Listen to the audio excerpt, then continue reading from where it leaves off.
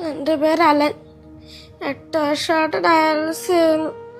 എൻ്റെ പപ്പാടെ അമ്മയുടെ കയ്യിൽ പൈസ ഒന്നുമില്ല. എല്ലാവരും എന്നെ ഒന്ന് സഹായിക്കണമെന്ന് ഞാൻ അപേക്ഷിക്കുന്നു. എൻ്റെ മോനാണ് അലൻ. ജന്മന കിഡ്നി രോഗിയാണ്. ഒരു തവണ ട്രാൻസ്പ്ലാന്റ് ചെയ്തു. 1.5 വർഷത്തോളം നിന്നുള്ളൂ. ഞാനാണ് കിഡ്നി കൊടുത്തത്. അത് ഫെയിലായി പോയി.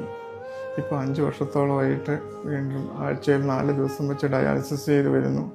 ഇവൻ്റെ ചികിത്സാ ചിലവുകൾക്ക് ഒരുപാട് തുക കണ്ടെത്തണം. എൻ്റെ നാട്ടുകാരും കൂട്ടുകാരും എല്ലാവരുമാണ് എന്നെ ഇത്രയും സഹായിച്ചത് ചികിത്സ മുന്നോട്ട് കൊണ്ടുപോകാൻ. തുടർന്നുള്ള ചികിത്സയ്ക്ക് എന്നെ കൊണ്ട് ഒരു മാർഗവുമില്ല. ഇത് കാണുന്ന എല്ലാവരും ഇവൻ്റെ ചികിത്സയ്ക്ക് പറ്റുന്ന സഹായം ചെയ്ത് തരണമെന്ന് അപേക്ഷിക്കുന്നു. ഞാനിപ്പോൾ നിൽക്കുന്നത് പാലയിൽ മരിയൻ ഹോസ്പിറ്റലിലാണ്. എൻ്റെ കൂടെയുള്ള അലൻമോന് കഴിഞ്ഞ 8 വർഷത്തോളമായി കിഡ്നിക്ക് അസുഖം ബാധിച്ച് ഡയാലിസ് ചെയ്തുകൊണ്ടാണ് ജീവൻ നിലനിർത്തി വരുന്നത്.